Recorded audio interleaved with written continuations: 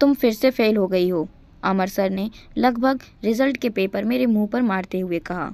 इससे पहले कि सारे पेपर उड़ के यहाँ वहाँ बिखर जाते, मैंने फौरन से उसे पकड़ लिया। दूर से देखने पर ही पेपर के कोने में लाल स्केच से एफ चमक रहा था, जो साफ साफ चुगली कर रहा था कि मैं वापस फेल हो चुकी हूँ। मुझे अब इन सब की इतनी आदत हो चुकी थी कि मेरा इस पर कोई रिएक्ट करने का मन ही नहीं हुआ। मेरे मुंह से बस एक गहरी सांस निकली और कंधे उचकाते हुए मैंने लापरवाही से कहा, तो मैं क्या करूं? अमर बिफरते हुए, आर यू सीरियस मिस परेखा?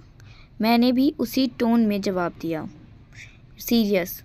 मुझे नहीं लगता हमारी नॉर्मल लाइफ में लोग कैलकुलस का इस्तेमाल करते हैं, तो डिफरेंशिएशन और इंटीग्रेशन पर टाइम वेस्ट क्यों करूं मैं? बाय गॉड, जब से ये इंटीग्रेशन देखा है मैंने, मुझे सांप भी इससे ज़्यादा क्यूट लगने लगे हैं। अमर, व्हाट?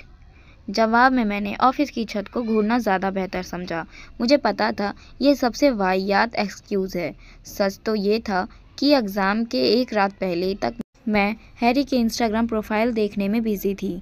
हैरी, जो मेरा क्रश भी है, उसने गोवा में बिताई छुट्टियों के पल को इंस्टाग्राम पर शेयर किया था। उसकी शर्टलेस पिक्चर ने मेरी नींद उड़ा दी थी, मगर नेक्स्ट वीडियो ने उस चुड़ैल साक्षी को उससे चिपकते देख मैंने रात भर के करीब 1000 गालियाँ उसे देने के लिए रट डाली थी। नतीजा, मेरे दिमाग में डिफरेंशिएशन और इंटीग्रेशन के फॉर्मूले के लिए जगह ही नहीं बची, तो एग्ज़ाम में क्या खाक लिखती। अमर सर ने फिर मुझे आवाज़ दी, लिसन मिस परेखा, और मैं अपने ख्यालों से बाहर आ गई।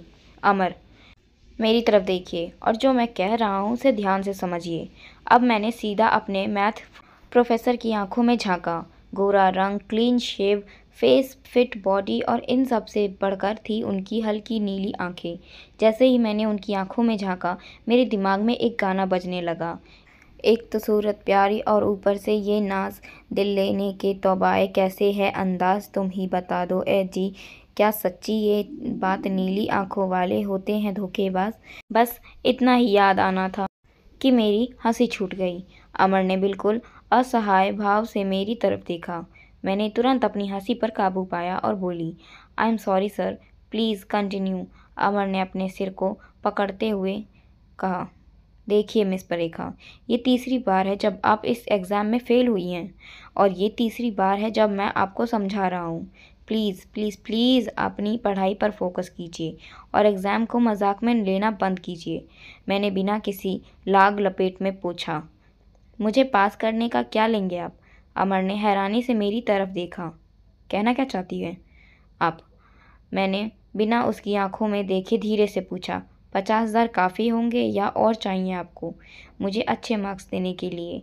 अमर गुस्से से कुर्सी से उठते हुए बोला, मिस परेखा, आप शायद अपने होश में नहीं हैं, तभी ऐसी बहकी बहकी बातें कर रही हैं।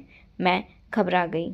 आखिर मैंने अच्छी ग्रेड्स की खातिर अपने प्रोफेसर को रिश्वत देने की कोशिश की थी, मगर मैंने इसे जाहिर नहीं होने दिया और पूरे कॉन्फिडेंस के साथ अपनी बात रखी।